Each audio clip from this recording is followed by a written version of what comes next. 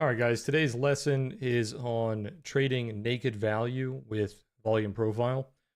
So what I mean by naked value is with the value high, value low, and POC levels on prior days volume profiles. Typically, I like to use the full session volume profile. You have the value high, value low, or POC levels being extended into the future, as I've marked out a few that we see here. Now, for the naked levels, what a naked level is just means that it hasn't been tested. It is an open level that has not been tested by a following day. So those levels are typically the stronger levels that we want to target in our trading. So when we're looking for value retraces or we're looking for extended targets for maybe a reversal, we want to be looking for those value levels, either the value high, value low, or POC, that have not been tested before. Now, sometimes if the level has been tested just barely, maybe in the pre-market or just by like a small wick or something, you could probably look for that level again in the future. But most of the time, we want to trade levels that have not been tested at all. So in this chart, you can see a couple of examples.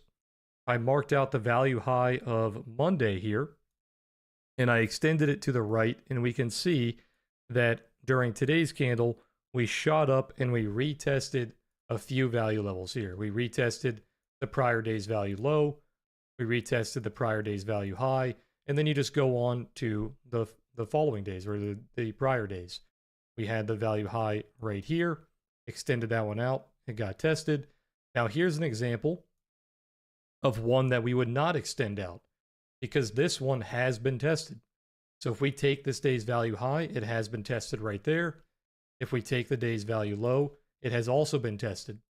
So obviously you could target this value, but it would not have the same strength as the levels that were naked.